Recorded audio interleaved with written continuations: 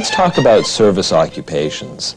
People often complain about rude or incompetent service in stores, banks, restaurants. I think that sometimes you find people who are rude, and but most of the times, though, I find that people are pretty pleasant, and I think it's partly the way you address them and the way you present yourself. I think sometimes if you're in a big rush and you're in a line and the salesperson seems to be too slow, that you can get impatient and be rude. And I think when you're rude, the other person will be rude back. Well, we have a saying, the customer's always right. And do you think that actually gives the customer the right to be impatient or rude and expect that the service they get will still be as courteous?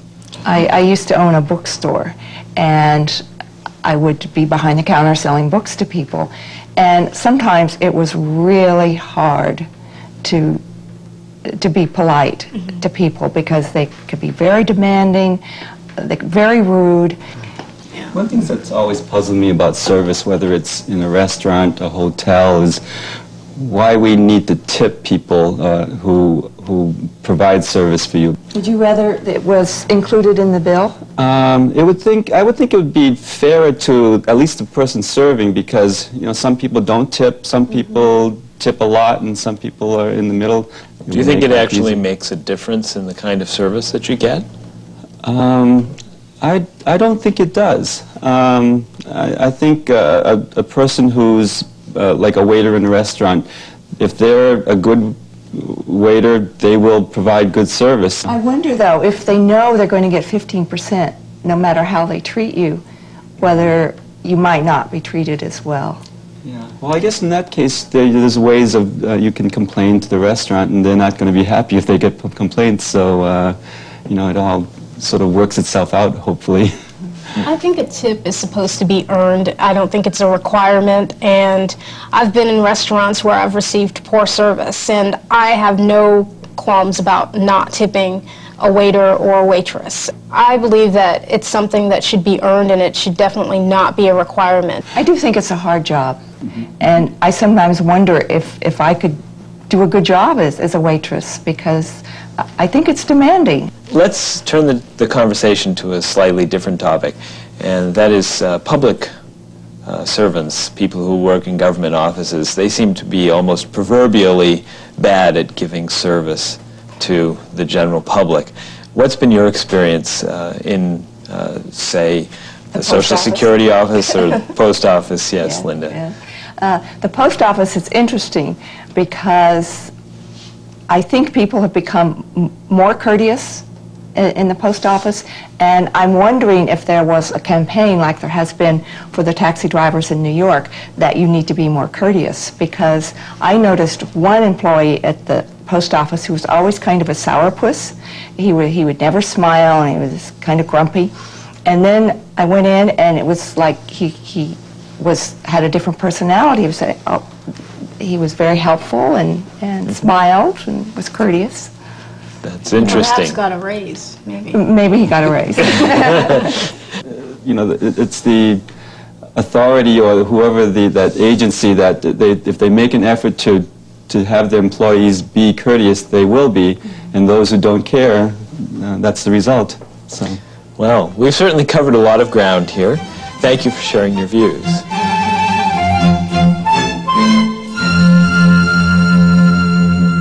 Real TV. Connie Chung reports on a plan for improving New York City's taxi service. What do people think of New York taxi drivers? Other than the way they try to run over you, I enjoy the cab drivers. Unmitigated hostility is the general pattern. Rudeness, and they'll overcharge you if you don't watch them.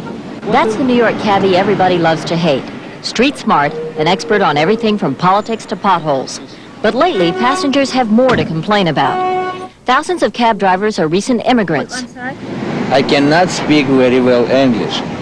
And can't find their way around the city. There's too many of them that don't know where major landmarks are. The Big Apple knows this is a big problem. And after 2 years of study, the city today held hearings on proposed changes. A taxi university of sorts would be established to teach geography and language. Not only that, Cab drivers would have to go along with a code of conduct, rules that would make even Emily Post happy, such as letting the passenger decide what radio station to listen to and being, quote, clean and neat. But wait a minute. Courtesy is hard to legislate. We're not here to be abusive or to be abused. Unfortunately, somehow it either becomes one or the other. Customers, they want everything perfect, but I don't think there's no place you can find everybody perfect. So New York may soon have new rules, but the game will still be the same. You see, the thing is, New York gets what it deserves. That's all. Connie Chung, NBC News, New York.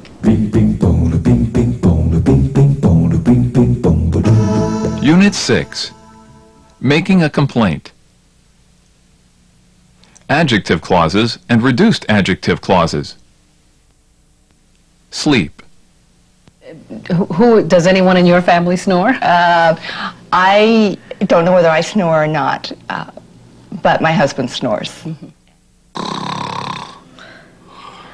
Oh no, not again.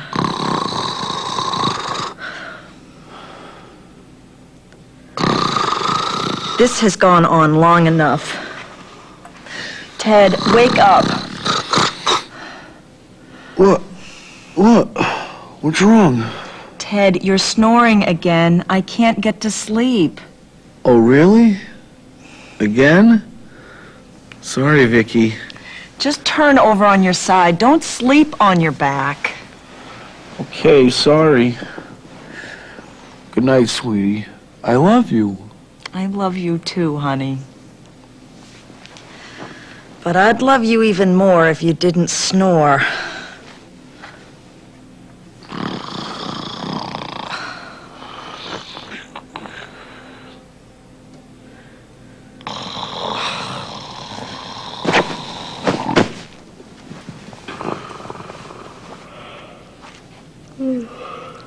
Wow, look at you. How come the dark circles under your eyes? Aren't you getting any sleep? As a matter of fact, no. Why not? Are you worried about something?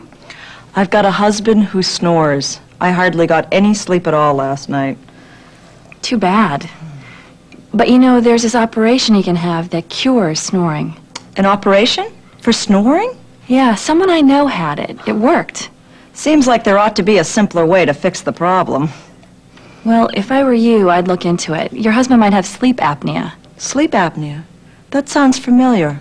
Where have I heard that term? Yeah, it's a sleep disorder. A person can actually stop breathing while they're sleeping. It can be quite dangerous. Sounds like I better check it out.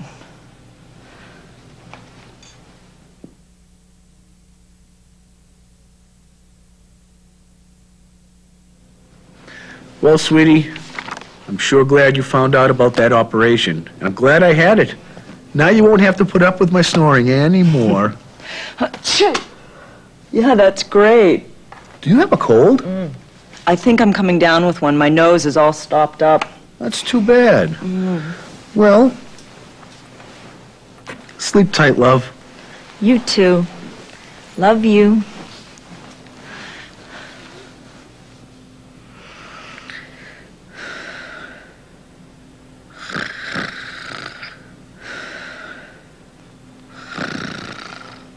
Oh, no.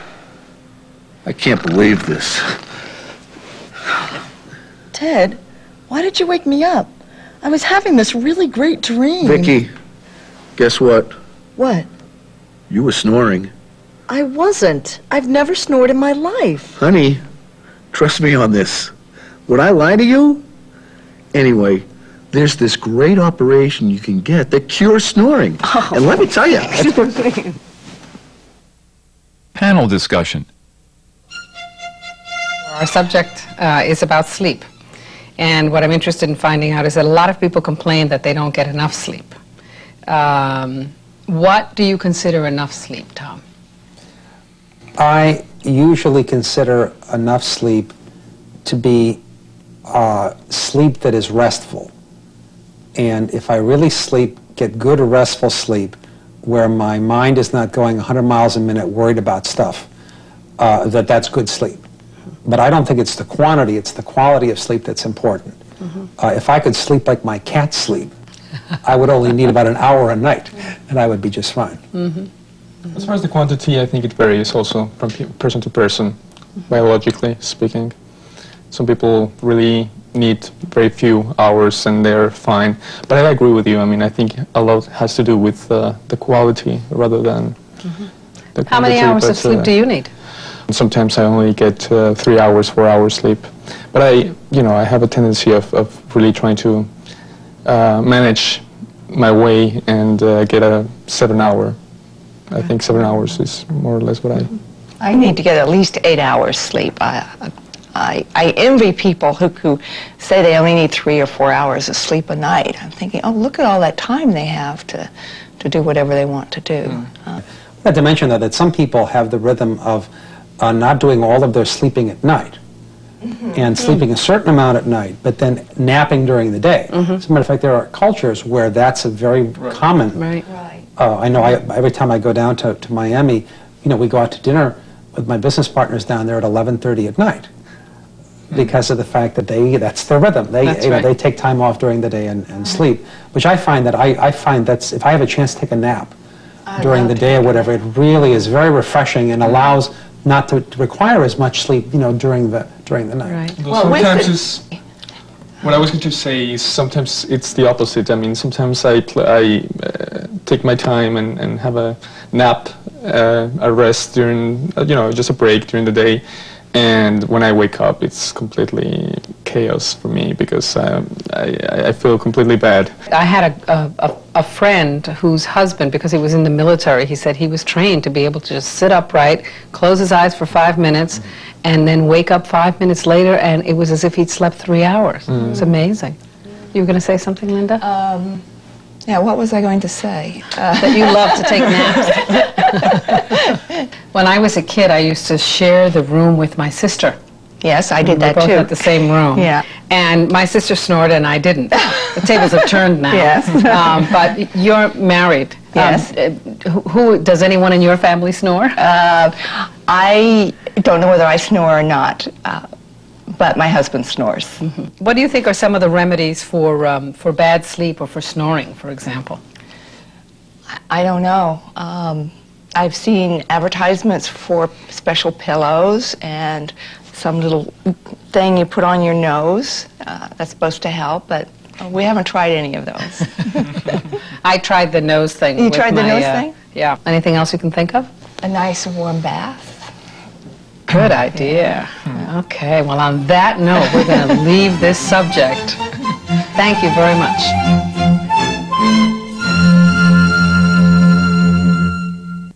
Real TV. Kelly O'Donnell reports on dreams. Each night, every one of us drifts into that mysterious experience of dreams.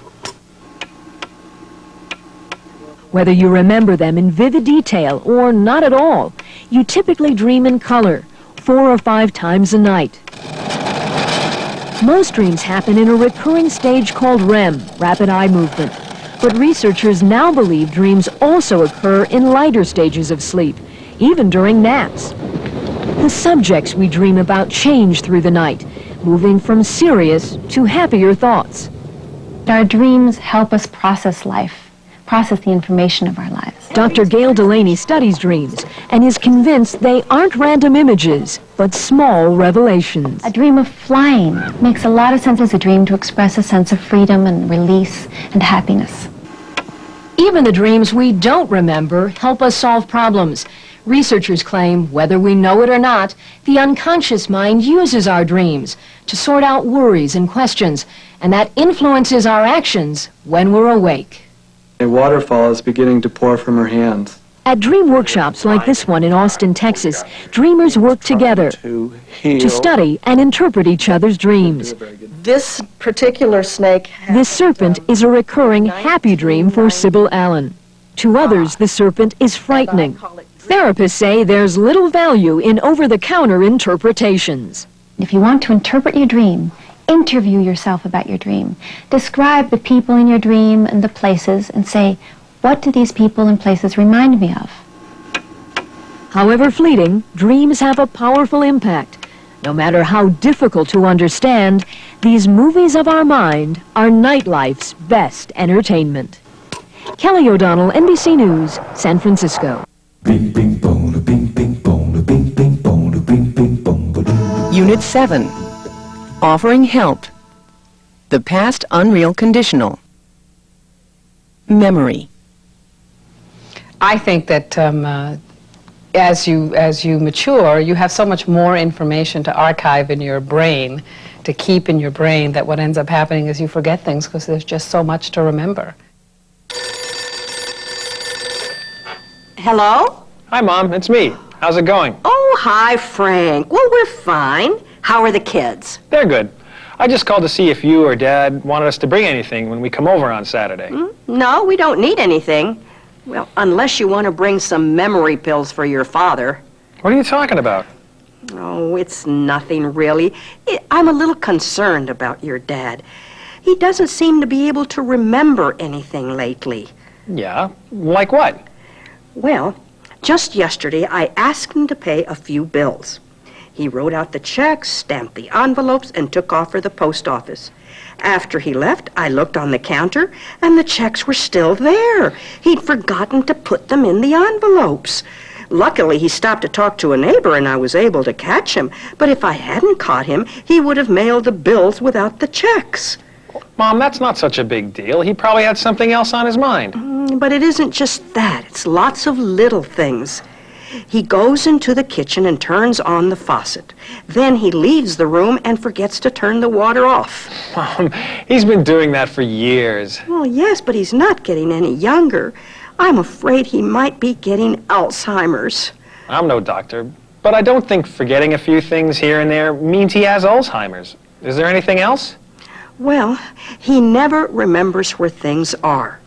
The other day we went to the mall. He dropped me off at the door and then went to park the car. When we were ready to leave, he couldn't remember where the car was. If we hadn't put that red ribbon on the antenna, he never would have found it. Well, if you're worried, why don't you make an appointment with the doctor? But honestly, everything you've told me just really sounds like Dad being Dad. You're probably right. Oh, here he is now. He wants to talk to you. See you Saturday. Bye-bye. Bye, Mom. Hey, Frank. How are you doing? Great, Dad. How about you? Can't complain. Hey, did you see that basketball game last night? Yeah, that was great, wasn't it? What a finish. Sure was. We'll have to get some tickets to a game one of these days, real soon. Yeah, sounds like fun. Hey, Dad, are you feeling okay? Sure. Why do you ask? Well, Mom seems a little concerned about you. Oh, she must have told you about the bills. Well, yeah. She's such a worrier. You know, I realized what I'd done the minute I got out to the car. If I hadn't run into Ernie and started talking to him, I would have come right back in and gotten the checks. Dad, she also told me you lost the car in the parking lot. Oh, that. Well, normally we park on the north side of the mall, but for some reason the other day your mother wanted to park on the other side. So when it came time to leave, I was a little turned around at first. But we found the car within a couple of minutes. Well, it all sounds harmless the way you put it. Why don't you explain it to Mom the way you just told me? I did. I guess she forgot. Well, we'll see you on Saturday. Be careful driving. I will, Dad. See you then. Bye. Bye, son. Honey! Panel discussion.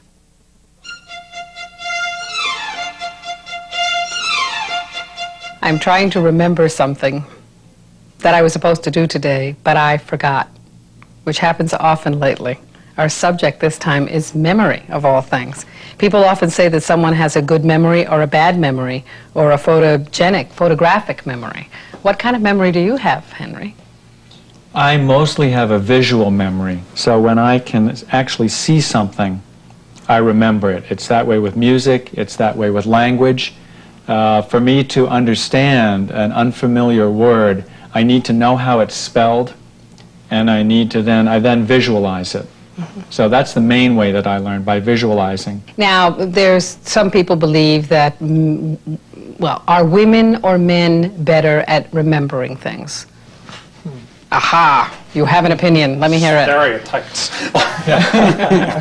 What do you think? I don't think that the way in which people learn or the way in which they remember, which is part of the same thing, because learning is remembering. Everybody is different in that there are a variety of different ways to learn and remember, and different people have a tendency to remember in different ways. Just as Henry had been describing, same thing with children in school. They have a tendency to learn, like I learn very well if I have a chance to do. Learn by doing. If I do something, I'll remember it forever. Also, if somebody asks me my telephone number, because I'm a visual learner, I won't be able to remember the number, but that if I look at the keypad on the telephone, I'll recognize the geometric pattern on the phone, look at it, and then I'll be able to remember what my number is. I am also a visual person myself. And also when I like to explain things, most of the times it's not just remembering, but I need a sketch. I need to do a sketch. I need a piece of paper, a block, a pen, and I love just making sketches and when I'm explaining or when someone's actually telling me something. Yeah. I go to lots of conferences, for example, where you meet lots of people, and I tend to remember folks by their face. I may forget the name, but I rarely forget a face.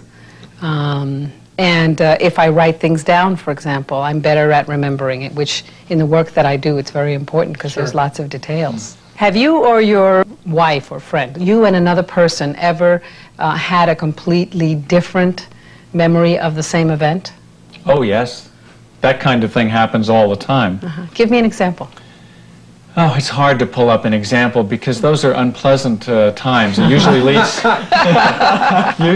usually leads to an argument, and I try to put that out of my mind. So I repress that. So it's hard to come up with an example because I don't remember.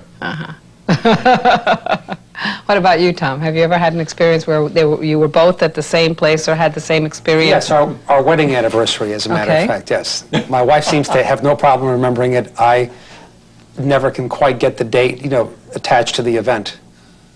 I don't know why. Well, did both of you have a good time or just one of you? That is the question. That is the question. Oh, no, I had a marvelous time, actually. I think that as you mature, you have so much more information to archive in your brain, to keep in your brain, that what ends up happening is you forget things because there's just so much to remember. Yeah. And these days especially, we have so many things to keep track of. Interesting. Your computer you can send out for more memory in the chip, but we can't get any more memory for ourselves. It's interesting subject. I really enjoyed hearing your comments on it. Thank you. Real TV. Kelly O'Donnell visits an unusual student. Chris Farrell, geography whiz. 12-year-old Chris Farrell is a geography whiz with a remarkable grasp on a world of facts. Let's see if you can come up with the names of these countries. Now, where's Baku? Excellent. I want to point out Croatia. Nice going. Chris lives in a world different from other kids. He is autistic, a developmental disorder with no known cure that makes it hard to relate to others. Anybody know the current country where Lucy lived? Chris? Ethiopia. You got it. But autism hasn't stopped him from outdoing every kid in school. Can you show us where Hudson Bay is? Great, great. Chris qualified for next month's California finals in the National Geography Bee. Out of 100,000 students tested on college-level questions, Chris made it to the top 100. Don't be afraid to raise your hand and participate. At his Los Angeles middle school, Chris is eager to learn and fit in. He attends both special education and mainstream classes. Did you work on those questions I gave you the other night on this? His geography teacher, Jim Hanley, puts in extra time to find harder questions to prepare Chris for the competition. These are the maps you need to really work on. They're called thematic maps. Whenever we see Chris on campus, we'll ask him a geography question, and he rattles it off. Can you point out the Caspian Sea? In some autistic children, like Chris, memory skills develop stronger and faster than other parts of the brain. So Chris can study a fact just once or twice and remember it. He's eager to show his knowledge. Name the country in southern Africa that derives its name from a coastal desert. Namibia. That's right. Which is the only country in Central America that does not border the Pacific Ocean? Belize. That's right, too. Name the only political unit on the mainland of South America that is still controlled by a European country. French Guiana. Amazing. Very good. Very, very good.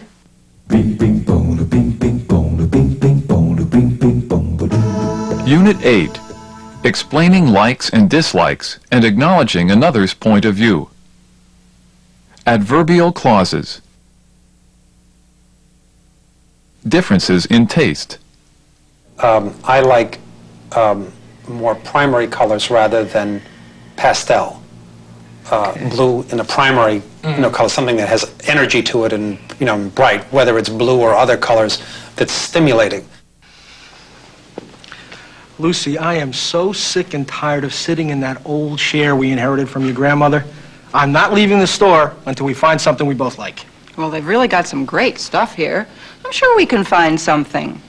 Unless, of course, we can't agree on what it should look like. Well, now don't be a pessimist. We do agree on some things. I suppose you're right. Let's get down to business. Well, good afternoon. You folks look like you could use some help. What did you have in mind? Everything is on sale. We're just browsing. We'll let you know if we need any help. Well, I'll be on the floor, so just give a holler. Okay. Ask for Frank. I'd be happy to take those coffee cups off your hands. That is, unless you haven't finished. I haven't finished mine. I'll just throw the cup in the garbage when I finish. Thank you. What a pain. I hate some pushy salesman hovering over me. And did you see how nervous he was about the coffee? What does he think? We're some kind of slobs? Wow. Look at this one. This is pretty nice, huh? You've got to be kidding. You don't like it? That's putting it mildly. Well, what don't you like about it? It's too loud, too exciting. If we had this chair in our family room, I'd never be able to calm down. Well, I like exciting colors. Although, you may be right. Maybe this design is a little too wild. Now, here's something more like it. Arlen, have a look at this one. What do you think? You're not serious, are you? Yes, I love it. It has class. Simple, yet elegant. I can't stand it. How come? Well, for one thing, it has no personality. It looks like something you'd see in a hotel lobby. It's boring. Oh. Well, folks, we'll be closing in 15 minutes. I don't want to rush you, but the sale ends today. So, if you're going to buy this chair, I'd recommend you decide soon. By the way, did you know that this chair reclines? Let me demonstrate it for you. No, I don't feel very well right now. Oh, dear, I'm sorry. What seems to be the matter? I'm dizzy. Yes, my wife gets dizzy spells, but she'll be okay if you just give her a moment. I'll go see if I can get Frank, you some... we're sorry.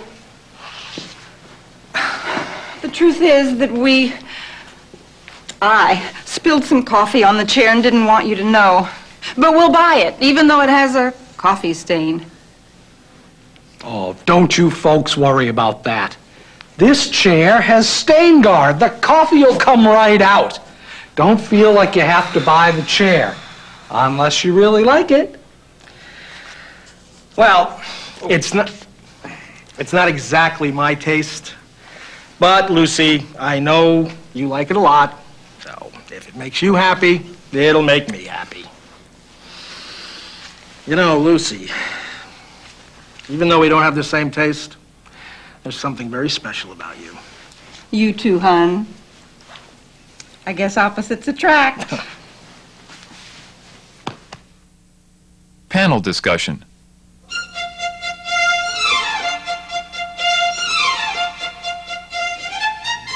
We're talking about museums, and I'm sure some people love museums, other people hate museums. Henry, could you relate an experience that occurred with you and someone that didn't like museums? Yes. Let's see, it was 3 or 4 years ago. I took my in-laws to Paris for a 5-day vacation. Well, it may have been a vacation for them, but it wasn't for us. The first day, we went to the Musée d'Orsay, And we went on your recommendation, Lena. It's one of my favorite museums. It's a wonderful, wonderful museum. And my father-in-law is an artist and a painter, and he loves museums. My mother-in-law, on the other hand, doesn't like museums at all. And all of a sudden, her feet began to hurt. And we would go in front of one fantastic painting, and she would go over there and sit down on a bench. And so she would hold her ear, and she would sigh and wonder when we were going to have lunch. And then her other foot began to hurt. And the surprising thing is that the next day at breakfast, we all noticed that she was walking just fine. So I don't think that I will ever ask her to go to a museum again. Let's turn next to Lena, who, by the way, is Henry's daughter. And Lena, could you perhaps tell me why you think some people like museums and some people don't? I think a lot of it has to do with whether or not you've studied art and have an interest in art or in history.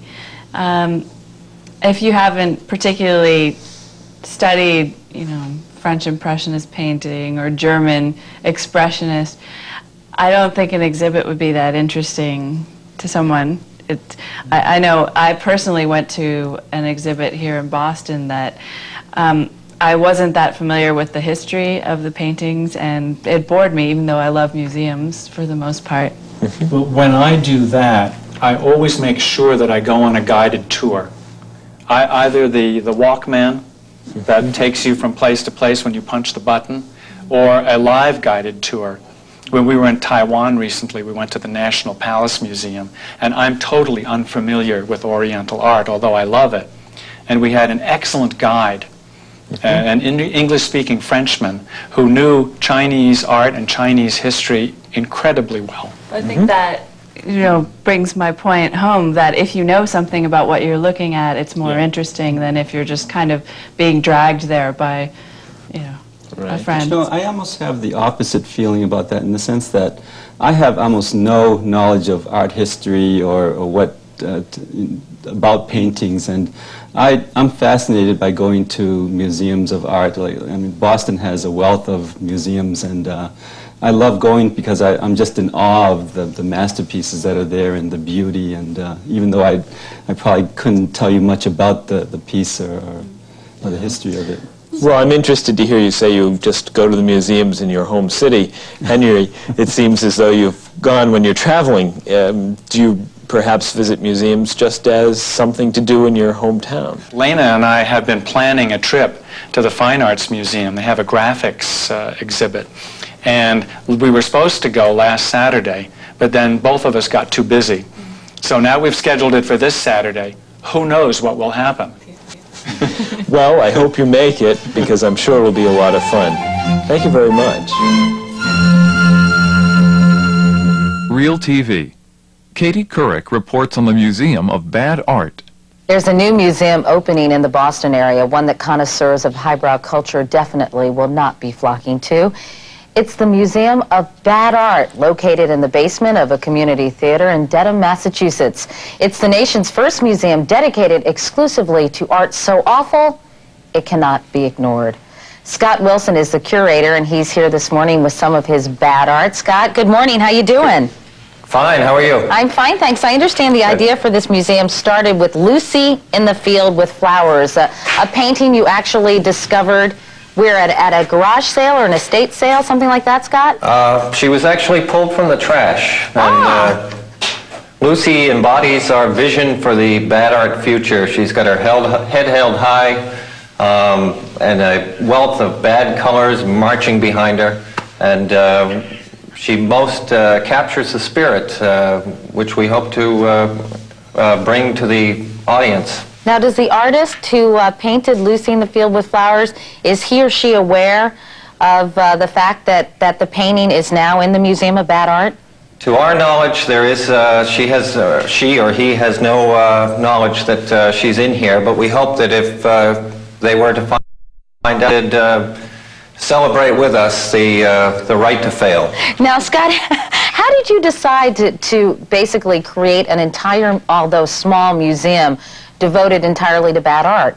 Well, it started as a joke, and We assembled a bunch of paintings and eventually discovered that through the internet we started putting these things out on the World Wide Web, started getting lots of calls from people around the world, and we realized that there was a wealth of people who really wanted to share this experience with us, so we thought that this was a good opportunity to bring it to them. But Scott, I understand only a quarter of all the artworks submitted, people actually submit their paintings to be in this museum, which I don't understand, but only about a quarter of those paintings are actually accepted.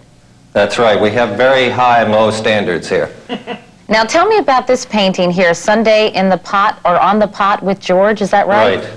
This is obviously a well-rendered painting in some ways. The person handled the pointillist style quite well. But I think what's important to note here is that you don't have to be a Greek god to be a celebrated piece of American art.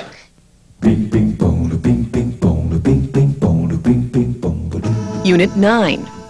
Expressing uncertainty and offering support. Quoted and reported speech and be supposed to. Jobs and employment.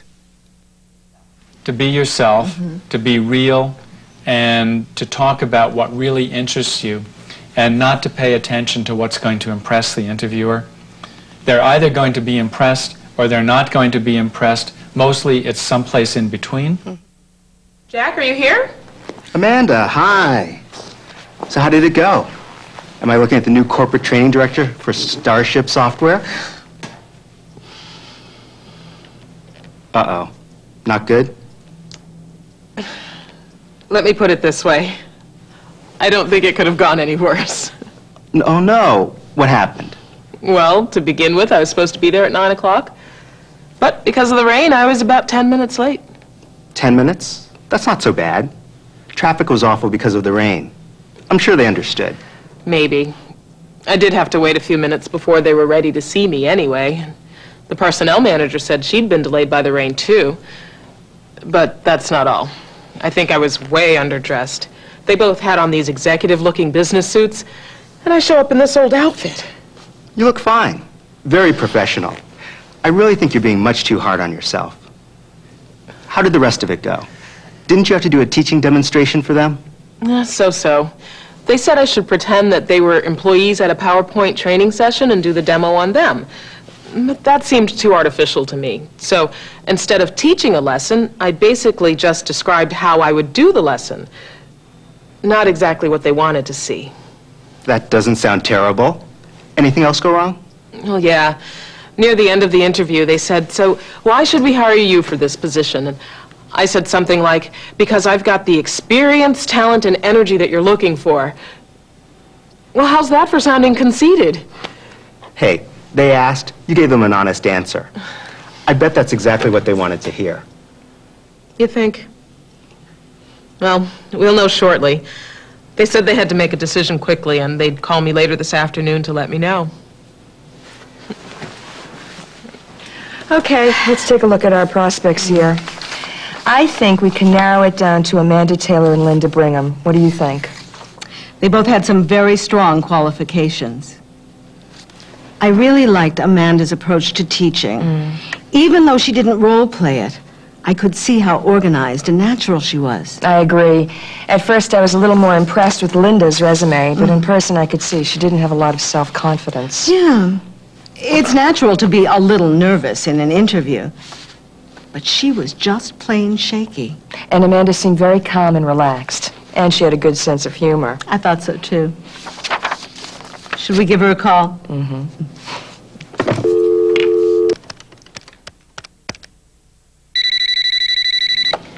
Hello? Hello, is this Amanda Taylor? Yes, it is. This is Julia Martin from Starship Software. I've got good news. We'd like to offer you the position. Oh, thank you, Ms. Martin. That's really exciting. I'm really looking forward to working with you. Well, we're looking forward to working with you, too. When can you start? Panel discussion. Here's what I have up my sleeve. There are interviews and there are interviews. This is one kind of interview, our little chats that we have here. But the other kind is when you're interviewing for a job or to be accepted into a school or college or some type of program. What, in your opinion, best besides ability, affects your success or failure in an interview? I think the most important thing is to be there as you really are. Be yourself. To be yourself, to be real, and to talk about what really interests you, and not to pay attention to what's going to impress the interviewer. They're either going to be impressed or they're not going to be impressed. Mostly it's someplace in between. That by impressed you mean they're either going to like what they That's right. hear from you or not. They'll like it or they won't. And your chances are best if you really present yourself as you really are. Then they know what they're going to get. Okay. So tell me, Tom, what you think are the important components in an interview? Well, I've had the occasion to interview people for jobs myself, and I always feel that the most important thing is to be able to understand whether or not the person I'm interviewing is going to fit in. What does a person do or say to help you see that? I don't know if there's any formula to it. It's just something that you get a feeling for. I had an experience one time when I was interviewing for someone, and I found out that they had lived in my hometown where I'd grown up, and that we knew all the local jokes. You know. Good. So humor is important. Yes, very much so. So it's not all about who you are and what your qualifications are. There are other factors that are beyond what you control. I think so. Yeah, but also you can blow the interview. I mean, you can be too nervous, you can talk too much, you can not listen to the questions they're asking, and you can... you can make a mistake. You can make a mistake. You can make a mistake. You can be the qualified person. Maybe you would fit in, but you blow the interview. Yeah, exactly. Well, do you base it all on the interview? When you're hiring someone, Tom, is the interview the make it or break it? Well, I think that that usually the companies that I've worked for want somebody not just to interview with the person they're going to be reporting to, but they actually want the person to interview with everybody that they're going to be working with in the group, so that it's a group decision in terms of what do you think of this person, what do you think of that person, because they're going to have to interact with all of those people on their job, not just the people that they're reporting to. And that's unnerving at the same time that it's a good thing, because just to meet one person that you're going to work with gives you a very small view of what you're going to deal with. Yes. But being, in front of an array of people who are going to ask you a lot of questions makes you nervous. How would you feel about that, Henry? It makes me very nervous. Even thinking about it makes me nervous. Even thinking about it.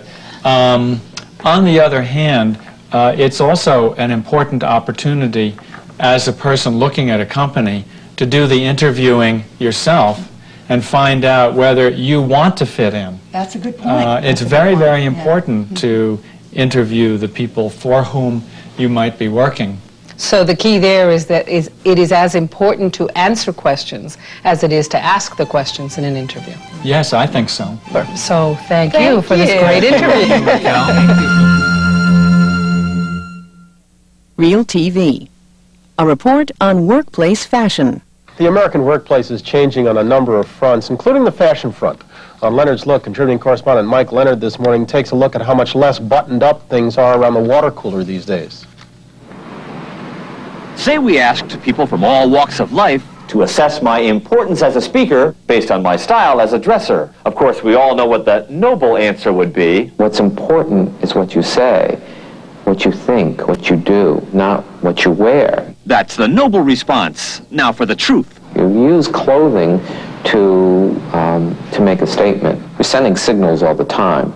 Signals that tell John Carl, chairman of the menswear department at New York's Fashion Institute of Technology, that the current shift away from the traditional business suit to this type of informal office wear is more than just a casual blip on the style radar screen. I think it's going to be a long-range trend. One that was a long time coming, according to Brad Williams of Levi Strauss & Company. When you look at office fashion over the past 100 years, this is really the first fundamental change, at least in this fashion. It's been suits and ties for men for the past 100 years. Then, the crash of '87 caused people to be less overtly materialistic, I think, but also look at who's coming into management these days. It's baby boomers, people who grew up in casual clothing.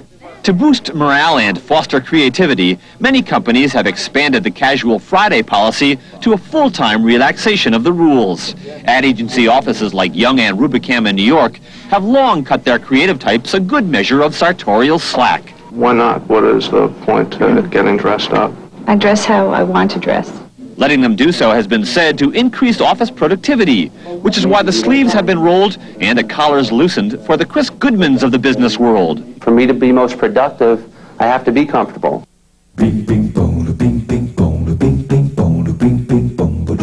Unit 10, making an excuse and suggesting an alternative. Gerunds and infinitives. Music. I didn't used to like modern music. And then I went to a few concerts where I heard some music that was superbly played, and it moved me, and for the first time I could understand why people like it. All right, people, let's try to use our time wisely tonight. I want to go straight through this first piece. We'll only stop to fix major problems. Did you remember to make me a copy of the music? What are you talking about? I asked you to make me a copy. I don't remember any such thing. Anyway, where's your music? I lost it. And I distinctly remember telling you that and asking you to make me a copy of yours.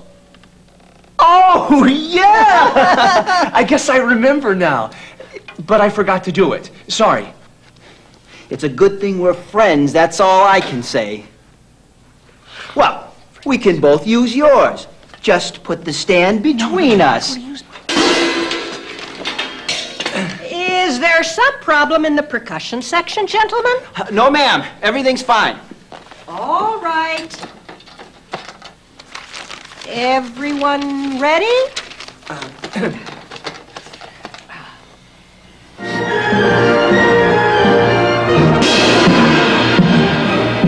You're off! Stop playing on the offbeat! What? You're on the offbeat! I am not! If anybody's off, it's you! Gentlemen, is something wrong? No, ma'am. Or rather, yes, ma'am. We just got off the beat a little bit. Can we take that section again? Yes, we need to get it right. Are you ready, gentlemen? Everyone else? All right, here we go.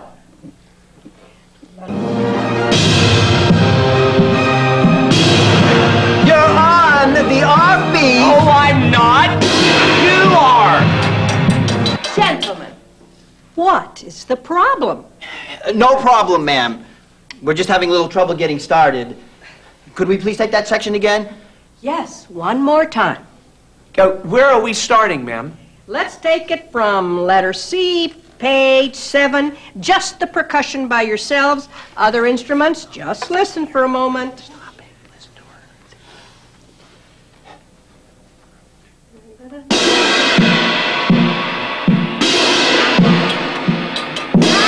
I think you're playing in the wrong place, gentlemen. Let me just show you where we are.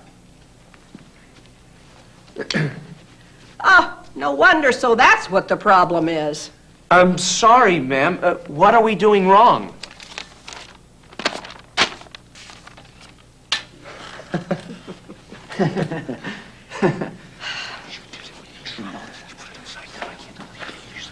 All right, from the top. Panel discussion.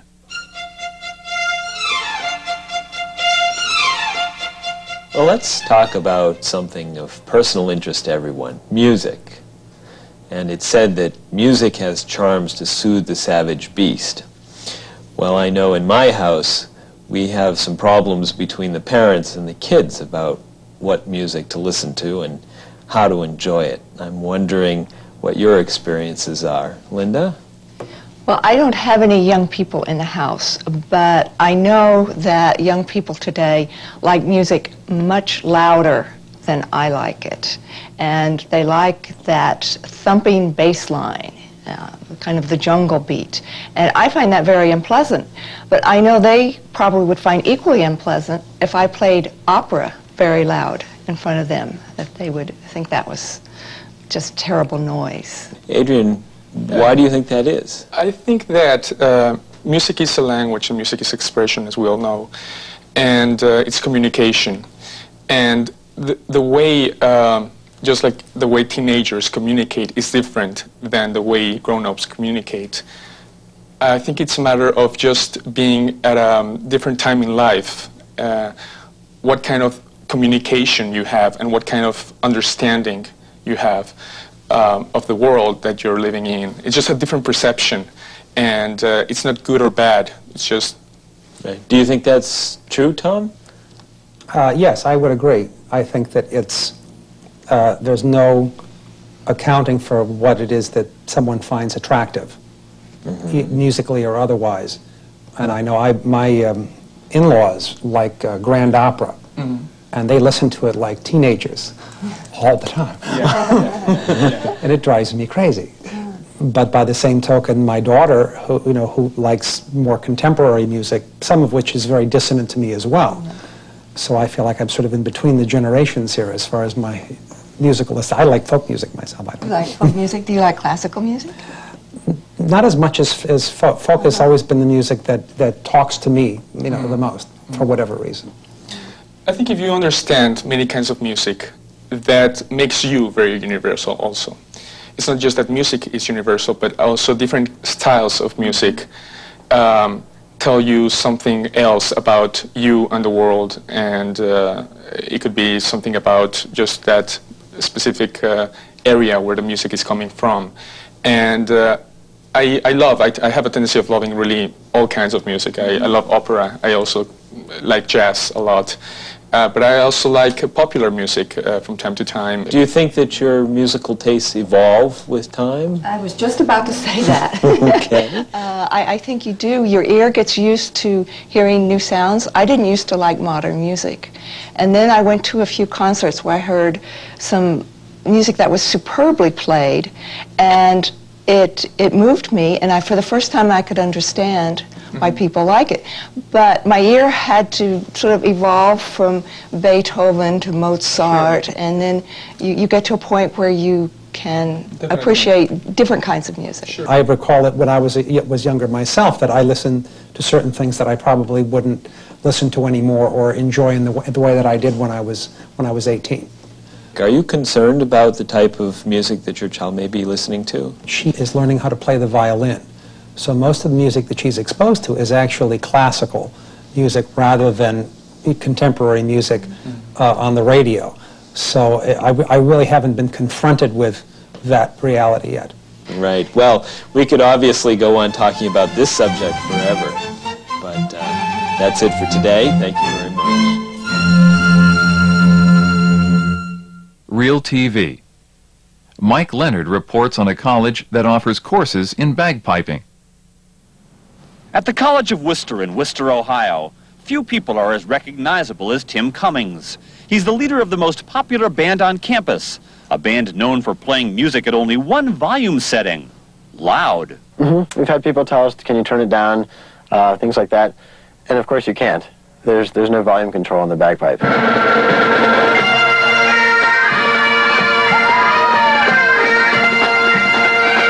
The bagpipe, not usually the instrument of choice on a college campus. But this is the College of Worcester, where a bagpipe band has been a popular tradition since the late 1930s. Most of the bagpipers who have played here have been taught here. Usually by someone who came to Worcester already captivated by that haunting sound. Senior Tim Cummings, a Florida resident, is one of the few people in the country who can actually say they went to college on a bagpipe scholarship. It's his extracurricular duty to breathe new life into an old tradition by inspiring Worcester's younger students to think of the bagpipe as something cool to play. Could this be a trend? It already is, at Worcester and beyond. I think so. I think so. It's catching on? Somehow, yeah. The movies Braveheart and Rob Roy, people go, oh wow, Scotland, that's really neat, and they love the bagpipes, so they want to learn.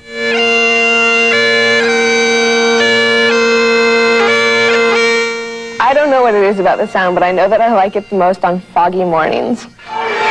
Others aren't so picky, roaring their approval whenever the band breaks into another random act of piping, as it did on this weekday evening when the whole crew marched unannounced into the school's main dining room.